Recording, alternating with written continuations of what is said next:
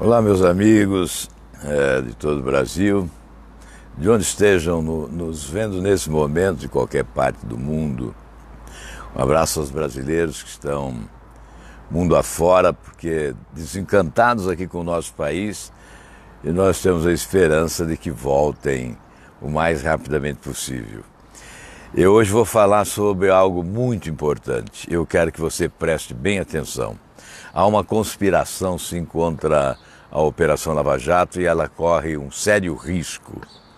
Mas antes eu quero agradecer os paranaenses pela manifestação emocionante de ontem. Confesso que foi um dia de grande emoção. O reencontro com os amigos de verdade, o reencontro com aqueles que estimulam a correção, a honestidade, o comportamento que se exige da parte dos políticos. Porque o que se teme nessa campanha eleitoral é que ela seja um grande desestímulo à honestidade e à competência. Que ela possa vir a consagrar exatamente a incompetência, o nada a fazer, o nada faz, a mentira, a ficção, a enganação, a mistificação, não é? As promessas falsas, a valentia de última hora. O que se teme é exatamente que isso possa ocorrer nesta campanha eleitoral.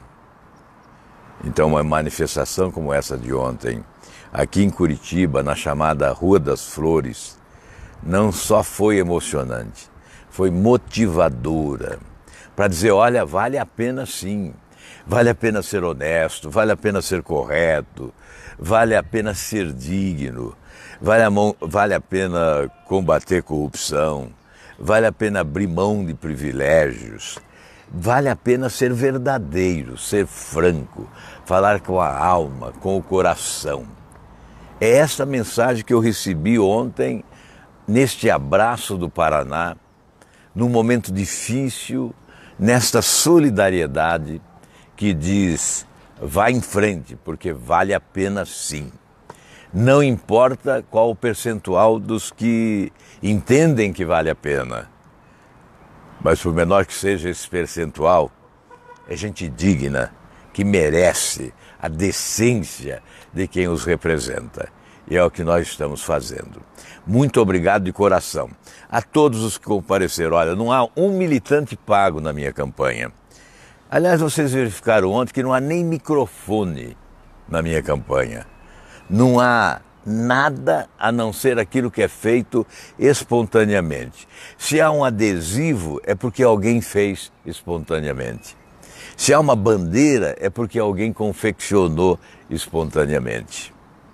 E é assim que deve ser uma campanha eleitoral. O que vale é a trajetória que você já fez, não é aquilo que você está dizendo agora durante a campanha. Muito obrigado, portanto, de coração aos que vieram aí de outras partes do estado, de outros municípios, e os de Curitiba, aqui da chamada República de Curitiba, onde hoje mora um preso muito ilustre, porque ele já foi presidente da República. Mas é sobre isso que eu quero falar agora. É isso que é importante neste momento. É importante destacar o que está acontecendo no Brasil. E eu digo a você com toda sinceridade, a Operação Lava Jato corre risco em razão da campanha eleitoral, em razão desta eleição. Corre um sério risco. Há uma conspiração contra a Operação Lava Jato. Depois eu direi quem são os conspiradores. Mas agora eu vou dizer por que esse perigo está à vista. Olha aqui, o próprio Josias de Souza hoje faz um comentário. Supremo Tribunal Federal versus Lava Jato. Toffoli tenta silenciar Dallagnol. Dallagnol é esse jovem procurador do Paraná que honra o nosso estado tanto quanto Sérgio Moro. Um jovem corajoso, um grande procurador. Nesta primeira entrevista que deu o Toffoli como presidente do Supremo Tribunal Federal, Ele que é visto por todos como um representante do PT no Supremo, foi assessor parlamentar do PT na Câmara, foi advogado do PT, nunca foi juiz, não passou em concurso, não escreveu obra e é presidente do Supremo Tribunal Federal. Então, nessa primeira entrevista, ele disse que é uma balela essa história de Supremo contra a Operação Lava Jato. Mas, ao mesmo tempo, há um procedimento no CNJ, no CNPJ, né, que é Conselho do Ministério Público, Conselho Nacional do Ministério Público, há lá um procedimento contra o desembargador Dallagnol. E ele foi se defender e enumerou 27 decisões da segunda turma contra a Lava Jato. São 27 decisões da segunda turma contra a Operação Lava Jato. Entre elas são 16 deliberações de preso. 16 deliberações de presos. Por 16 vezes a segunda turma do Supremo Tribunal Federal soltou presos da Operação Lava Jato. E aí tem mais além dessas, tem 47 habeas corpus, né, concedidos só por um ministro, o ministro Gilmar Mendes, liberando presos. 47 habeas corpus, 47. 16 liberações de presos, né, e 47 habeas corpus, 4 rejeições de denúncias e 5 remessas de processos para a Justiça Eleitoral. Vocês se lembram que tiraram processos das mãos de Sérgio Moro e encaminharam à Justiça Eleitoral. Então, esse é o debate que se trava na área judiciária.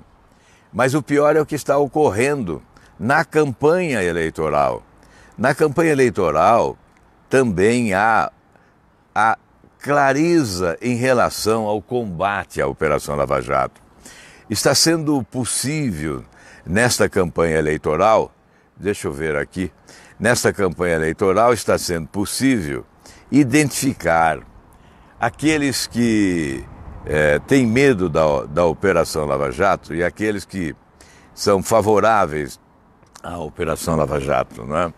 Inclusive candidatos à presidência da República, inclusive não, principalmente candidatos à presidência da República. Nós precisamos acordar para esta realidade.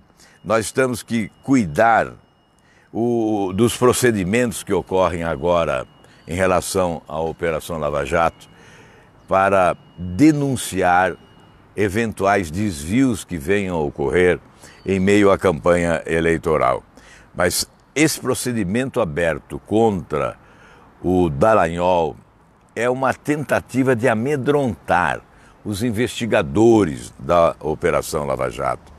E ele já enumerou, como eu disse, 27 decisões que contrariam os procedimentos adotados na Operação Lava Jato. É a Polícia Federal investigando, é o Ministério Público, é a Justiça de Primeira Instância trabalhando, e lá na segunda turma do Supremo Tribunal Federal, esse pessoal coloca areia no trabalho. E sem alarde, esta reclamação disciplinar, veja, é uma reclamação disciplinar contra Dallagnol. Começou a tramitar, deixa eu ver a data aqui, 17 de agosto, um mês antes do encontro de Toffoli com os repórteres na última segunda-feira. O sistema político atual é contra investigar e prender político corrupto. Essa que é a realidade. E nesta campanha, são poucos os que defendem a investigação. É preciso prestar atenção, porque deveria ser o reencontro do Brasil com a verdade. Então é preciso prestar atenção naqueles que realmente querem a investigação, querem o julgamento. Ninguém quer condenar ninguém por antecipação. Ninguém quer jogar na cadeia um inocente. Mas defender a investigação e o julgamento é nosso dever. Então, esta campanha está separando aqueles que querem e aqueles que não querem. Está mostrando que o sistema político atual é contra investigar e prender político corrupto. É contra esse sistema que eu tenho trabalhado. É contra esse sistema que eu tenho falado durante a campanha.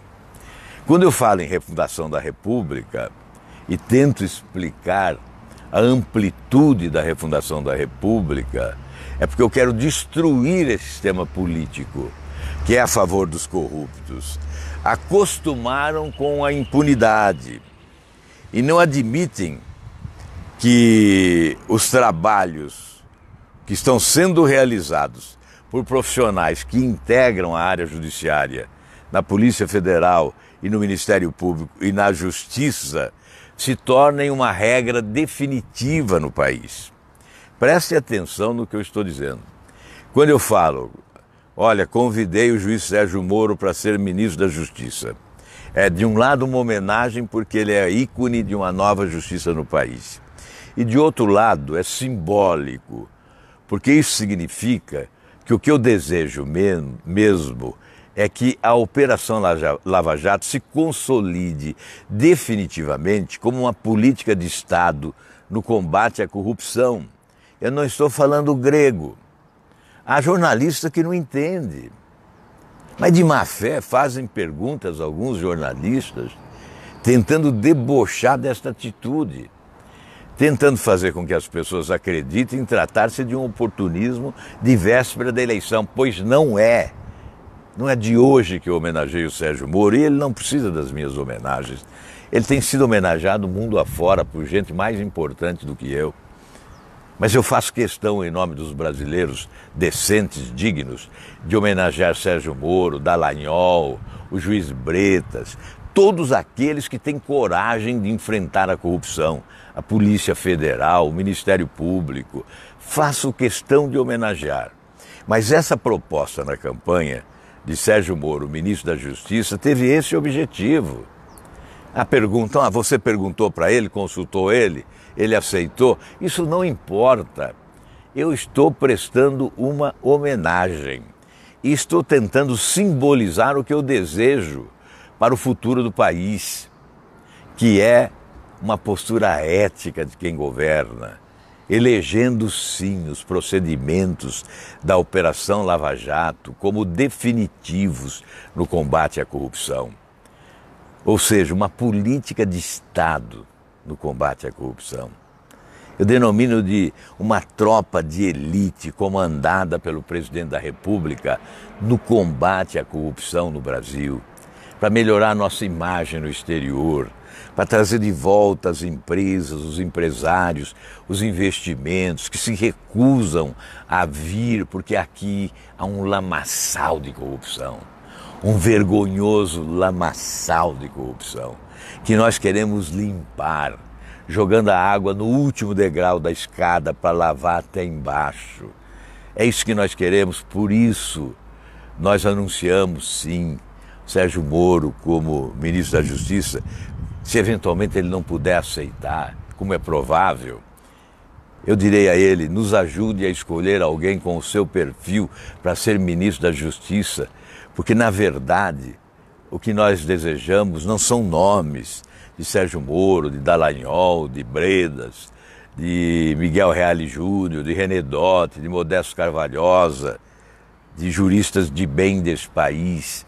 O que nós desejamos é um modelo, é um sistema, é uma política de Estado, de combate à corrupção. É isso que quero que entendam os meus adversários, os meus inimigos, os jornalistas de má fé, aqueles que querem colocar todos os políticos no mesmo balaio da incompetência, da imoralidade, da insinceridade, da mentira. Não, há gente diferente. Eu sempre fui diferente destes. Eu sempre procurei ter esse comportamento de dignidade. A Operação Lava Jato está separando quem faz política decente daqueles que pensam que não dá para fazer política com decência. Eu acho que é possível fazer política com decência. Sempre fiz e venci. Fui de vereador a governador, a senador mais votado na história do Brasil proporcionalmente, fazendo política com decência. Continuo fazendo política com decência nesta campanha e por isso sou recebido com emoção nas ruas de Curitiba por aqueles que me conhecem. Eu sei que aqui mesmo no Paraná, há gente iludida, a gente se impressionando com a ficção, com o personagem. A gente aqui mesmo em Curitiba, mas é da elite sobretudo, dizem que a elite é burra. Eu não concordo. A elite é inteligente. Ela é tão inteligente que parte dela só pensa em si próprio. Não quer mudança agora. A parte da elite que está bem de vida, que está frequentando salões luxuosos, com os seus paetês, as mulheres elegantes, muito bem vestidas, com joias caras. Esta parte da elite brasileira, quando fala em votar na extrema-direita, por exemplo, para evitar a extrema-esquerda, não está preocupada com o Brasil. Está preocupada em continuar visitando os salões luxuosos. Porque quando o PT governou o Brasil, fizeram a festa. Continuaram visitando os salões luxuosos. Os banqueiros, principalmente, com o PT no governo, tiveram o Brasil como um paraíso dos bancos. Eles se enriqueceram muito mais. Alguns até são candidatos. Vejam lá a declaração de bens deles. Veja a declaração de bens daqueles que viveram o sistema financeiro do país.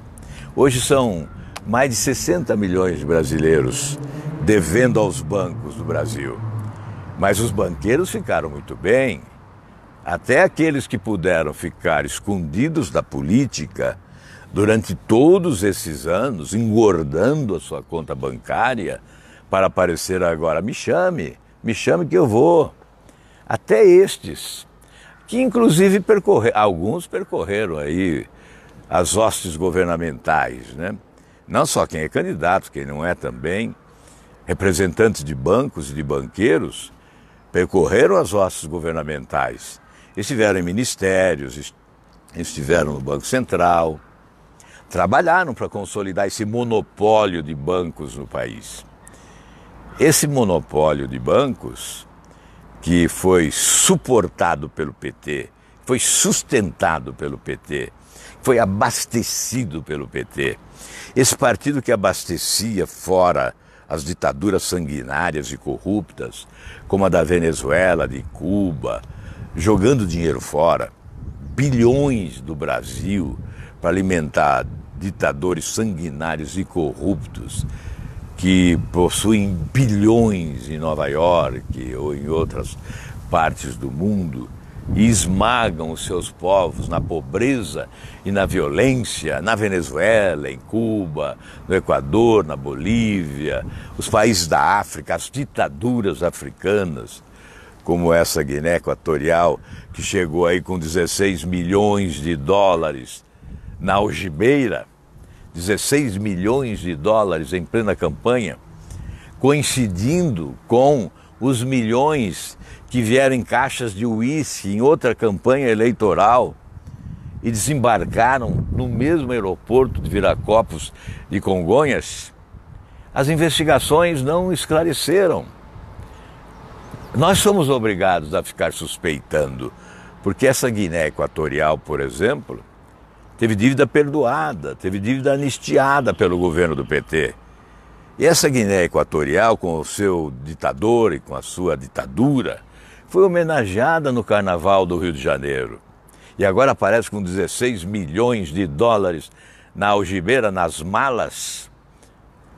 Nós estamos vivendo isso no Brasil. Olha, eu não estou nesta campanha eleitoral para dizer meias verdades. Eu posso estar equivocado em algo que possa dizer. Mas é importante que você saiba que eu estou à procura da verdade, sempre. E volto à Operação Lava Jato. Há candidatos que já prometeram colocar a Polícia Federal no seu quadradinho, colocar o Ministério Público no seu quadrado, enquadrar o juiz Sérgio Moro e os outros juízes na defesa dos corruptos, na esperança de obter apoio. E vocês devem perceber, quando vêm as imagens, por exemplo, as imagens de ontem em Curitiba, aquela multidão na rua, você conseguiu identificar um político com mandato? Não, certamente não. O único político com mandato federal presente era o próprio candidato, era eu, né? Político com mandato só tinha vereador no evento de ontem. Nem mesmo deputado, nem mesmo deputado. Aliás, tinha deputado, mas que não disputa a eleição. Estava lá, por exemplo, o deputado Rasca estava lá, mas não disputa a reeleição. Candidatos não estavam. Por que será? Não gostam do meu projeto. Os políticos, de modo geral, não gostam do meu projeto. Provavelmente muitos do meu próprio partido, Podemos, não gostam do meu projeto. Provavelmente não, com segurança. Por quê? Eu falo em diminuir o número de senadores. Eles gostam? Não gostam. Eu falo em diminuir o número de deputados. Eles gostam? Não gostam. Eu falo em acabar com os privilégios das autoridades. Você acha que eles gostam? Eles não gostam.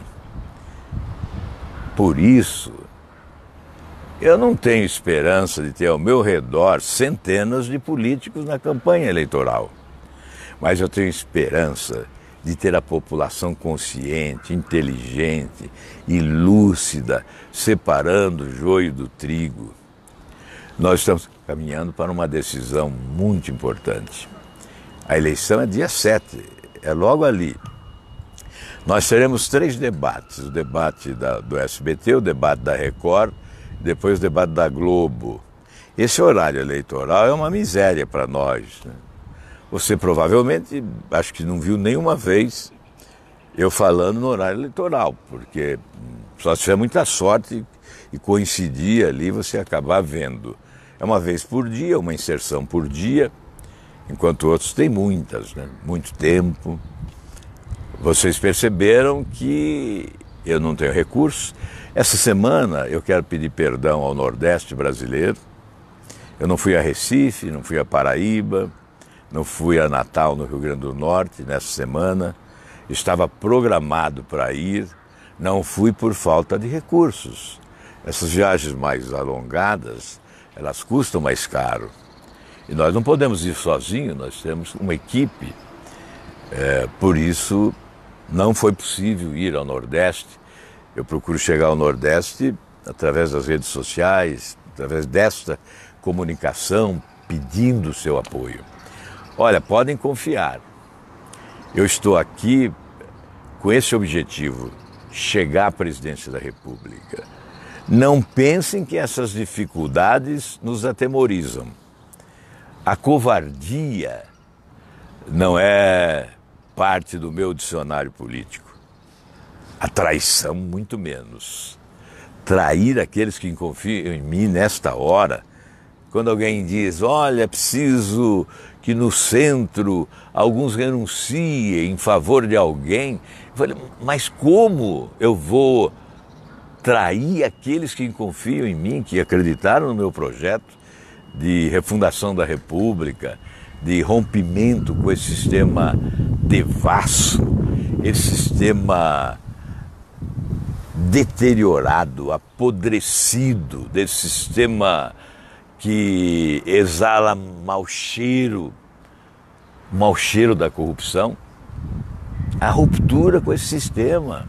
Esses outros aí que estão ao centro, vocês acham que eles vão romper com esse sistema? Com esse ajuntamento de siglas que dão sustentação, que deram sustentação aos governos do PT e que dão sustentação aos governos do Temer? Vocês estão assustados. Alguns que são conscientes e que não aceitam esse populismo desvairado do PT, que açoita o Brasil, que açoitou o Brasil, que afundou o Brasil no maior escândalo de corrupção da nossa história, quando entrava muito dinheiro no Brasil com commodities, o Brasil exportando produtos primários, naquele momento em que a economia mundial estava em céu de brigadeiro, que nós tínhamos, portanto, facilidade de exportar a bons preços, entrava bastante dinheiro no Brasil, principalmente vindo da China, da Índia e da Europa. Quando entrou esse dinheiro todo, o que fez o PT? Fez populismo, fez assistencialismo, jogou fora. O dinheiro nas mãos do PT foi vendaval, desapareceu, não produziu, não rendeu, não se multiplicou. O Brasil desperdiçou oportunidades. Não investiu em educação, não investiu em creche, por exemplo. Não investiu, as crianças estão fora das creches no Brasil, não investiu em saúde, as pessoas estão morrendo nos corredores dos hospitais, não investiu em segurança, as pessoas estão morrendo nas ruas do país. Em 10 anos, 324 mil jovens de 14 a 25 anos foram sepultados porque foram assassinados, 7 vezes mais do que o número de soldados mortos na guerra do Vietnã. Essa é a herança do PT, desse populismo desvairado que açoitou o Brasil nos últimos anos. Então, na verdade, esses bancos, esses banqueiros que hoje pagam até pesquisas, permitem a manipulação de números das pesquisas, querem sustentar esse sistema. Eles não estão preocupados com essa gente que está morrendo em corredores de hospitais. Estão preocupados com as suas contas bancárias. E há um conluio entre os